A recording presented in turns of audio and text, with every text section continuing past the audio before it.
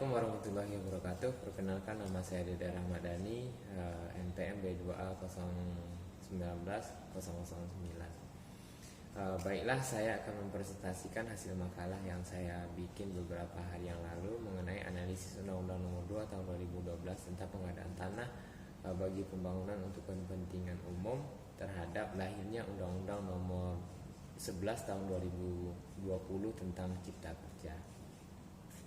Latar belakang, masalah tanah merupakan suatu hal yang senantiasa menarik perhatian karena tanah menyangkut berbagai aspek kehidupan dan penghidupan masyarakat. Salah satunya masalah penghidupan yang dihadapi negara-negara maju dan berkembang adalah sempitnya lahan pertanahan yang dijadikan sarana untuk pembangunan. Sepertinya aja contohnya di Indonesia adalah misalnya pembangunan jalan tol, kemudian mengubah lahan pertanian menjadi perkebunan seperti kebun sawit. Tentu lahan pertaniannya jadi berkurang. Oleh karena itu kebutuhan tanah untuk keperluan pembangunan haruslah mendapatkan perhatian khusus dalam rangka mencapai masyarakat adil dan makmur berdasarkan Pancasila. Hal ini ditegaskan di dalam pasal 18 UU PA bahwa untuk kepentingan umum termasuk kepentingan bangsa dan negara, suatu kepentingan bersama dari rakyat, hak-hak atas tanah dapat dicabut dengan memberikan ganti kerugian yang layak dan menurut cara yang diatur dalam undang-undang. Dalam hal ini adalah Undang-Undang Nomor 20 Tahun 1991 tentang cara pencabutan hak-hak atas tanah. Kemudian perkembangan yang berhubungan dengan tanah saat ini ya terdapat di dalam Undang-Undang Nomor 11 Tahun 2020 tentang Cipta Kerja, di mana pengadaan tanah secara spesifik itu diatur di dalam bab 8. Kementerian Agraria dan Tata Ruang atau Badan Pertanahan Nasional Republik Indonesia akan menerbitkan sebanyak 5 aturan pelaksana terhadap lahirnya Undang-Undang Cipta Kerja tersebut. Kelima rancangan peraturan pemerintah atau RPP tersebut antara lain: yang pertama, RPP tentang penyelenggaraan penataan ruang, RPP tentang bank tanah, RPP tentang pemberian hak-hak atas tanah, RPP tentang penyelenggaraan pengadaan tanah untuk kepentingan umum, serta RPP tentang kawasan dan tanah terlantar. Pemerintah melalui Kementerian ATR BPN juga menerbitkan Peraturan Menteri Agraria Nomor 20 Tahun 2020 tentang cara penyusunan dokumen perencanaan pengadaan tanah yang ruang lingkupnya meliputi muatan dokumen perencanaan tanah, pengadaan tanah, tata laksana penyusunan DPPPT, pembiayaan dan juga sistem informasi perencanaan pengadaan tanah. Dalam hal ini, pembangunan fasilitas umum jika tidak melihat kepada tata ruang tentu akan mengganggu. Oleh karena itu, tetapi persoalannya sekarang adalah tanah merupakan sumber daya alam yang sifatnya terbatas dan tidak pernah dapat bertambah luas. Tanah yang tersedia sudah banyak yang dilekati dengan hak-hak atas tanah, dan tanah negara sudah sangat terbatas persediaannya. Dalam hal ini adalah masalah ganti kerugian. Masalah ganti kerugian merupakan hal yang paling penting dalam proses pengadaan tanah. Ganti rugi adalah pemberian ganti atas kerugian yang diderita oleh pemegang hak atas tanah yang beralih hak tersebut yang tidak sesuai dengan sebagaimana mestinya. Dengan latar belakang di atas, maka saya tertarik untuk membahas mengenai dampak terhadap pengadaan tanah untuk pembangunan kepentingan umum setelah lahirnya Undang-Undang Nomor 20 Tahun 2020 tentang Cipta Kerja. Baiklah, yang menjadi rumusan masalahnya adalah dengan adanya latar belakang di atas, maka saya tertarik untuk membahas mengenai dampak terhadap pengadaan tanah untuk pembangunan kepentingan umum setelah lahirnya Undang-Undang Nomor 11 Tahun 2020 tentang Cipta Kerja. Landasan teori. Yang pertama mengenai hak menguasai negara. Di dalam UU PA pasal 2 ayat 2 menyatakan bahwa hak menguasai negara dari negara termasuk di dalam ayat 1 pasal ini memberi wewenang untuk mengatur dan menyelenggarakan peruntukan, penggunaan, persediaan dan pemeliharaan bumi, air dan ruang angkasa tersebut. menentukan dan mengatur hubungan-hubungan hukum antara orang-orang dengan bumi, air, dan ruang angkasa, menentukan dan mengatur hubungan-hubungan hukum antara orang-orang dan perbuatan hukum yang mengenai bumi, air, dan ruang angkasa. Pencabutan hak atas tanah diatur dalam Undang-Undang Nomor 20 Tahun 1961 tentang pencabutan hak atas tanah. Kemudian Perpres Nomor 65 Tahun 2006 yang mencantumkan pasal 18A.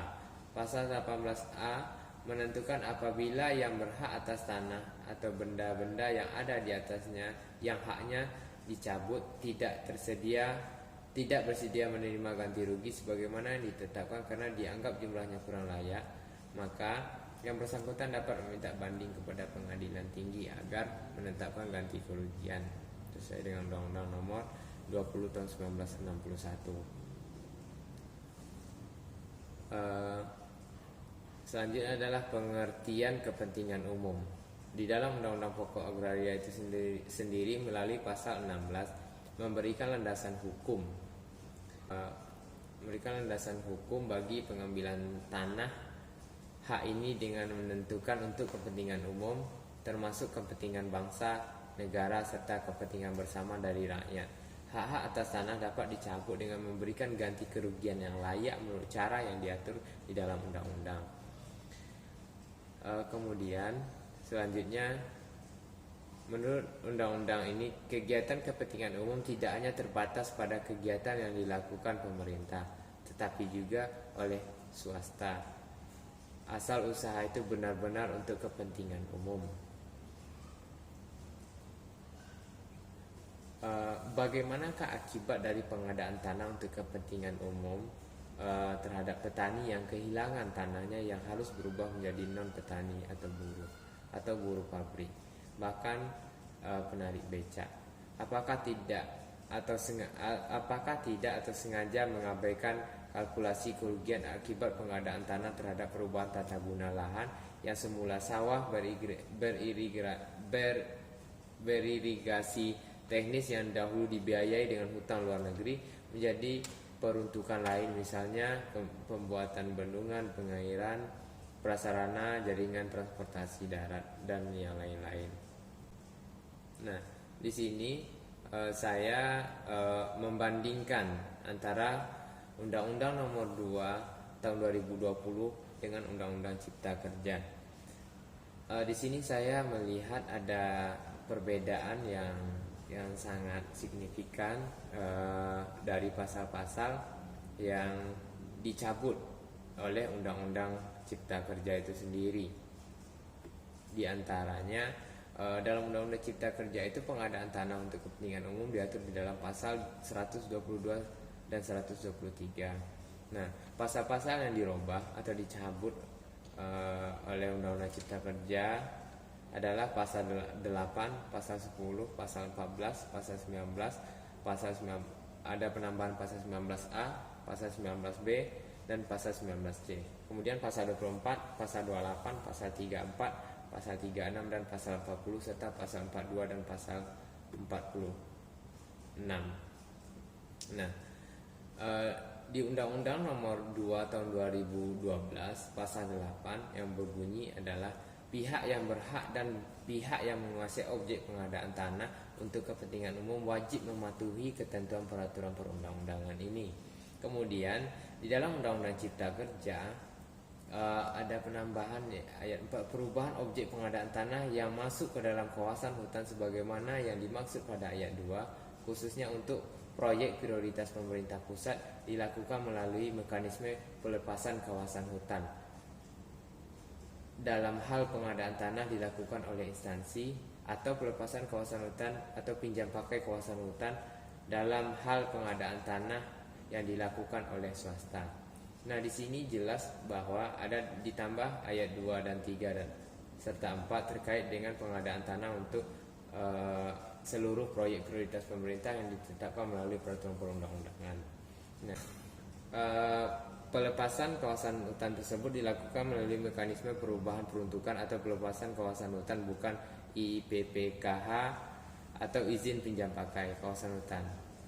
Pelepasan kawasan hutan dalam hal pengadaan tanah dilakukan oleh instansi. Jika pengadaan tanah dilakukan oleh swasta, dapat diberikan pelepasan kawasan hutan dan pinjam pakai kawasan hutan. Selanjutnya pasal 10. Pasal 10, kawasan industri hulu dan hilir minyak gas. Nah, di pasal 10 yang Undang-Undang Cipta Kerja ada penambahan pasal yang mana bisa dilakukan pembebasan untuk misalnya untuk membuat minyak, membuat tambang minyak dan yang lain-lain.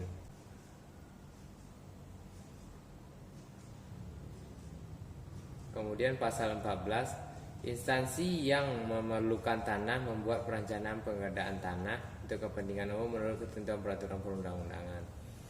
Kemudian di dalam Undang-Undang Cipta Kerja pasal 14, instansi yang memerlukan tanah untuk membuat perencanaan pengadaan tanah untuk kepentingan umum dengan melibatkan kementerian atau lembaga menyelenggarakan urusan pemerintah di bidang pertanahan sesuai dengan ketentuan peraturan perundang-undangan.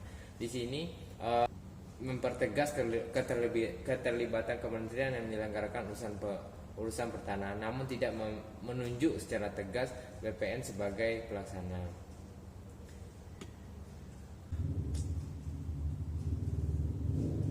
Di pasal 19 itu ada penambahan pasal 19A. Kemudian yang kemarin itu tidak ada di dalam Undang-Undang Pengadaan Tanah untuk Kepentingan Umum. Di pasal 19A itu berbunyi, dalam rangka efisiensi dan efektivitas pengadaan tanah untuk kepentingan umum yang luasnya tidak lebih dari 5 hektar dapat dilakukan langsung oleh instansi yang memerlukan tanah dengan pihak yang bersangkutan. Artinya apa? Dengan adanya penambahan pasal ini, masyarakat langsung dihadapkan, misalnya swasta ingin membuat lahan sawit dan yang lainnya, maka jika luasnya tidak lebih dari 5 hektar, maka akan langsung berhadapan dengan masyarakat. Karena bunyi pasalnya demikian. Dibolehkan pihak swasta langsung berurusan dengan masyarakat jika tanah tersebut milik masyarakat umum. Kemudian pasal 19C, setelah penetapan lokasi maka ada beberapa hal tidak perlu dilakukan seperti di pasal 19C itu menurut saya itu ada kejanggalan di mana tidak perlu lagi ada AMDAL, analisis dampak lingkungan. Artinya pemerintah mengesampingkan beberapa aturan yang telah lama berlaku di dalam Undang-Undang Lingkungan Hidup. Selanjutnya kesimpulannya, dengan lahirnya Undang-Undang Nomor 11 Tahun 2020 yang mencabut beberapa pasal yang ada di dalam Undang-Undang Nomor 2 Tahun 2012, yang mana ketika pemegang hak atas tanah tidak menerima ganti kerugian sesuai dengan harga normal, sedangkan pemerintah membayarnya lebih murah, maka pemerintah dapat menitipkan di pengadilan. Menurut saya itu adalah satu kelemahan. Yang selanjutnya, untuk menghormati pemegang hak atas tanah, sebaiknya pemerintah, dalam hal ini Badan Pertanahan Nasional serta instansi terkait, senantiasa turun ke lapangan untuk mendata hak atas tanah yang akan dibebaskan serta mendengarkan keluhan masyarakat setempat yang terkena dampak pengadaan tanah untuk kepentingan umum. Itu saja yang dapat saya presentasikan. Atas perhatiannya saya ucapkan terima kasih. Assalamualaikum warahmatullahi wabarakatuh.